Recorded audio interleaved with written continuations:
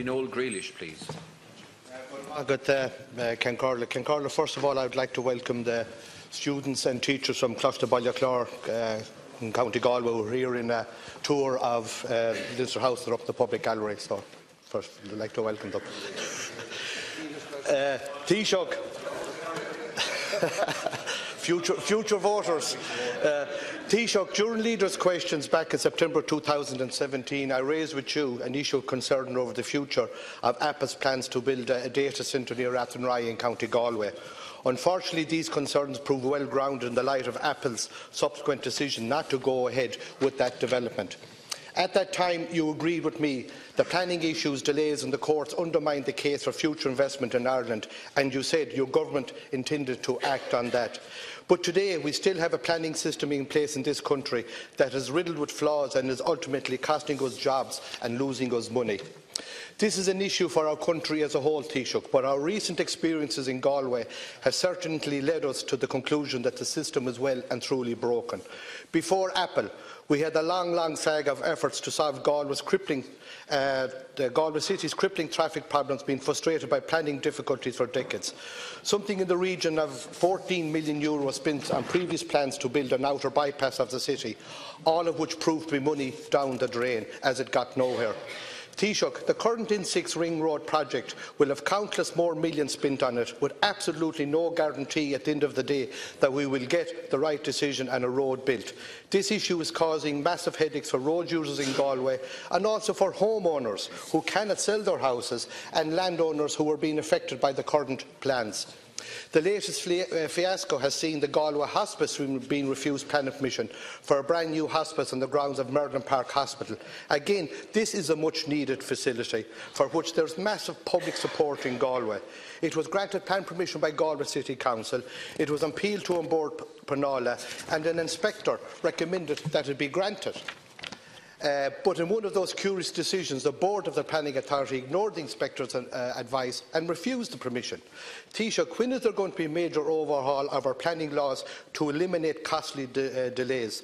The refusal of planning permission for these projects is costing companies millions, it's costing charitable organisations such as the Galway Hospice thousands, money that was raised through fundraising by hard-working people in Galway, and it's costing the government and the taxpayer millions upon millions trying to get projects through the system. Taoiseach, it's broken, it is not working. There has to be a complete review of the entire planning system in this country to make it easier to get planning. Taoiseach, I'm not saying that we have a free-for-all, but there has to be a simpler system of getting permission, one that would not result in millions and millions being spent, only for permission not to be granted at the end of the day. The old situation is giving Ireland and certainly Galway a bad name. First, the city bypass, which should have been built by now, then the Apple Centre, which should be open by now, and now we have the situation in Galway Hospice. And it will have a negative effect on inward investment. It already has with Apple. Taoiseach, will you give a commitment as a matter of urgency that there will be a major overhaul of the planning system in Ireland? Thank you, Deputy Taoiseach. Thanks very much, Deputy. I think when it comes to planning, our approach is very much driven by Project Ireland 2040, which we launched in Sligo just over a year ago. That's a 20-year spatial plan linked to a 10-year €116 billion investment in our public infrastructure. And the vision there is to achieve, for the first time, balanced regional development in Ireland. That means the population of our cities like Galway, Limerick, Cork and Galway and Waterford, and other urban centres like Athlone, Drogheda and Dundalk, Letterkenny working with Derry and Sligo, growing at a much faster rate over the next 20 years than Dublin is going to grow, with three-quarters of development happening, or three-quarters of population growth happening outside the Dublin area. And to make that happen, or to make that possible, we need to do the kind of things that you've touched on, to make sure that the transport infrastructure is in place and can be built, and also social infrastructure around healthcare and education can be provided as well. And while you touched on a number of projects that have become stuck in the planning process or legal process, we shouldn't forget those that have been delivered. For example, the Gortune motorway, the M17, M18, the biggest single infrastructure investment in the west of Ireland in decades, the biggest transport infrastructure investment in the past 5 years happened in the west of Ireland, connecting Gortune by motorway. thus forming part of our vision of the Atlantic Economic Corridor, linking up Galway, Limerick, Shannon and Cork. And another step was made on that road only last week when work started on the N4 upgrade to Sligo. Also, we have plans for bus connects in Galway, improving bus services in that city, which is absolutely essential. And the latest plans for the Galway Ring Road are now with An Taoiseach, and we anticipate oral hearings in the coming months. The three projects you mentioned failed planning for different reasons, as you know. When it comes to Athenry and the data centre, it actually went through planning reasonably efficiently through Galway Council and then through An Taoiseach. And the hold-up there was in the courts, in and around judicial review. And indeed, that's still in the courts. Apple has pulled out of the project, but the government is still pursuing that case on a point of law, because we still want that data centre built in Athenry, if not for Apple, then for somebody else. And that case is continuing to be pursued. But it's definitely the case, in my view, that too many of these important planning projects that get through planning end up stymied in the courts. And we need to change that. Part of that is going to be around appointing more judges, but it's also going to require a more efficient court process.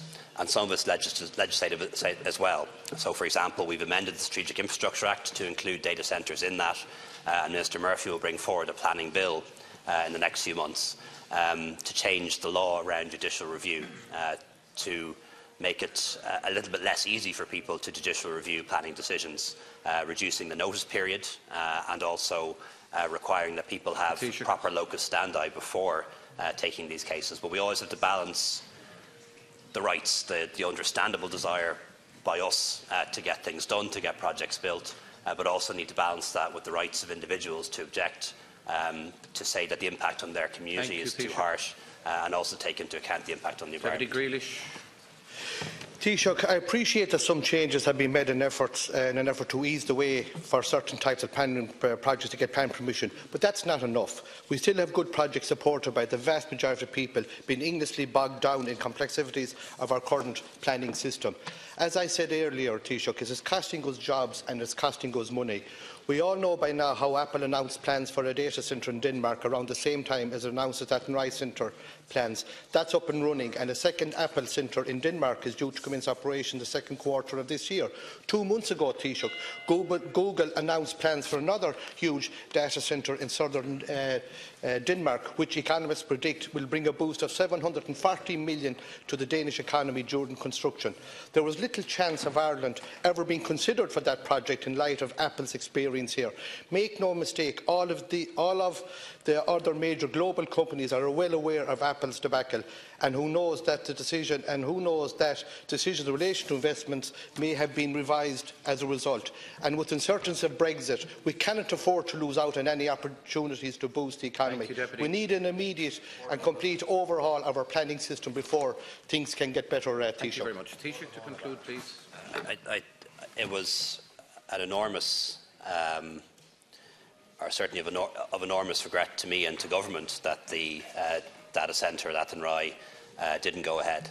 And I still hope it will go ahead at some time in the future, maybe not by Apple, but perhaps by somebody else. But I think we shouldn't make the mistake of thinking that what happened in Athenry is the norm. It's not.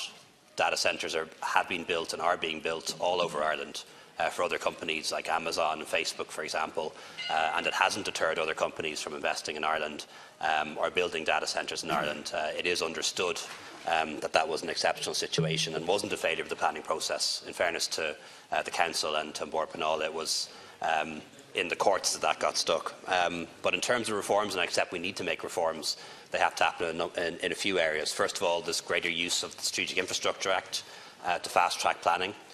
Secondly, reforms to the Planning and Development Act, which will come before the House in the next few months, and I know the Deputy will want input into that, perhaps making it less easy for people to take judicial reviews, and also ensuring that our court processes work much better, not just the appointment of additional judges, but also cases being managed much better. Thank you very much. That concludes Leaders' questions.